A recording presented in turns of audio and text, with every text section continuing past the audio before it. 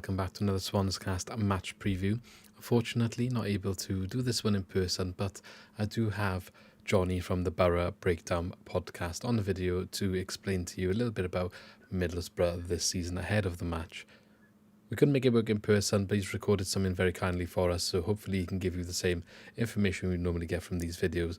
But going into the match, of course, it's the third match for Swansea without a manager, with Alan Sheehan currently taking charge, and it will be his third straight game after two back-to-back away games. A win against Rotherham, draw against Stoke.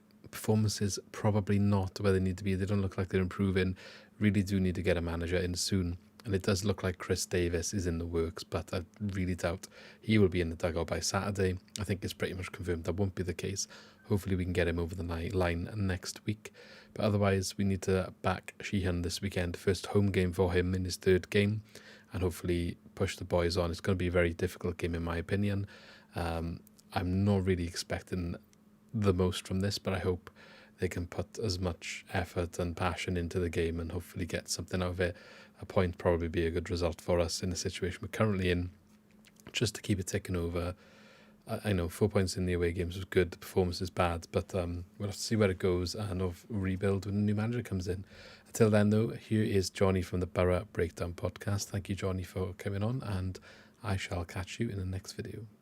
Hello guys, Johnny here from the Borough Breakdown Podcast, here to give you a bit of a preview on our game at the weekend where Borough go and play Swansea. And you know, has there been any changes at the Riverside in the summer? Not really, to be honest, apart from the players leaving. This has been a really steady summer. Of course, over the last couple of years, there's been Chris Wilder, will he leave, will he stay? It was the same with Neil Warnock. And also we had a year where Kieran Scott came into the building as well, and things have been fairly steady ever since. But in terms of our summer and the main transfers in and out, of course, we lost 4 really key players, to be honest. 3 of them were loans, of course: Cameron Archer, Ryan Giles and Aaron Ramsey going back to their parent clubs, and then all of them making premiership moves this season. And also Chuba Akpom as well. You know, he scored 29 goals for us last year and went over to Ajax, and we lost 66 goals overnight. So big shoes to fill. And also we lost Zach Steffen as well, who went back to Manchester City. And we've brought in some players to replace them. So we brought in Senny Dieng in goal from QPR, and he's been a really shrewd business for us. You know, I think an upgrade on Stefan last year. His distribution's been really good. Saves have been fairly decent as well. And I think he's just been really unlucky.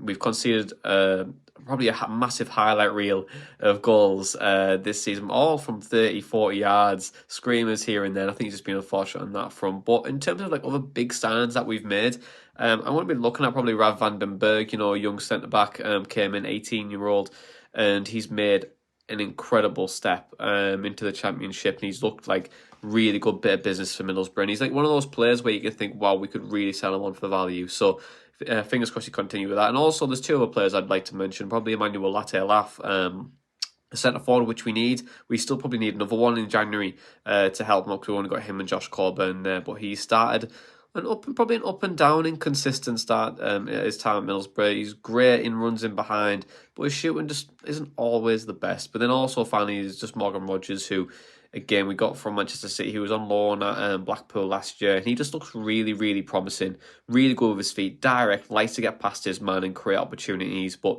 again just a little bit inconsistent, just like Middlesbrough this season. And what do we make of our season so far? Well, it's been a bit of a mixed bag, to be honest. It really has been.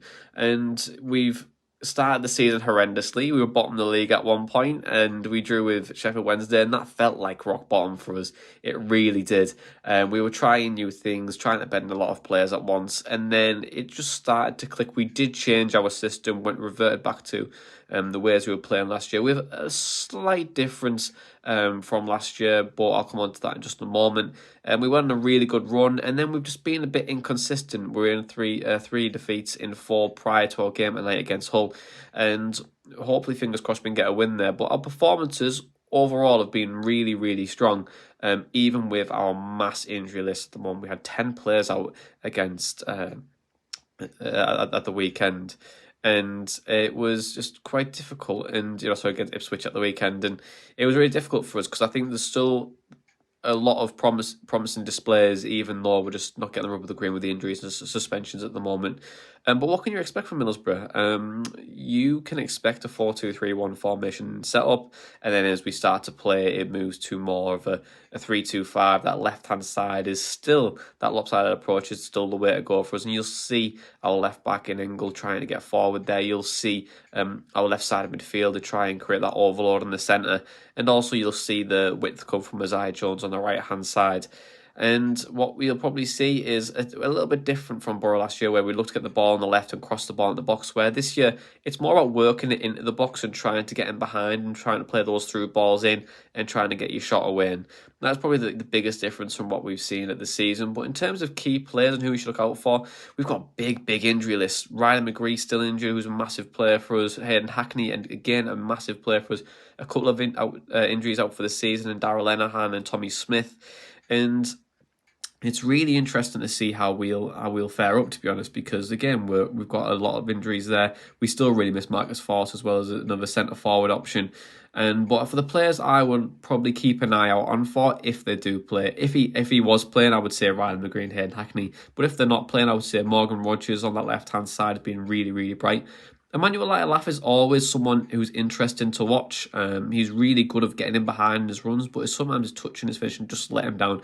Isaiah Jones on the right. And then I would say Rav van den Berg, if he's going to play on the right back or in centre-back role, he's really promising player, and I'm really excited for more of the Championship and the Premier League teams to see him, because he is a really big talent, and I'm really excited for what his future could bring. But in terms of players to look out for, and from a Swansea perspective, I'm a massive fan of Matt Grimes. A really big fan. I would love him at Middlesbrough, to be honest. I think his passing range is excellent, and also his ability and to read the game is really superb. And then also going forward, I think Charlie Patino, who came in the summer, and he started off really bright for Swansea. I know that you've been in a bit of a torrid time, and the second of the manager as well, for probably the right reasons as well, and it just wasn't hitting that Swansea style of play, and I understand that, and that means a lot for a football club, and it was the right decisions for that, for him to go. But I'm really intrigued to see how Grimes and Patino play. But in terms of the drink of choice, now, the drink of choice for me, it changes, to be honest, but I am a fan of a hot beverage at a football match, whether it's a coffee, or a hot chocolate or a bovril. I'm very open to all three. The Coca-Cola is decent on the cold day, but I'm going to go for I'll just go over coffee. I think I'll just go over black coffee. It'll keep me warm. You know, it's cold time of the year. You know, I'm getting definitely one tonight because the Riverside is about -2 today, so I'll be keeping myself warm with that one, guys. But I hope you guys have a lovely festive season, and have a great season too. As long as you don't beat us at the weekend. But thank you very much, guys. Thanks for having me on.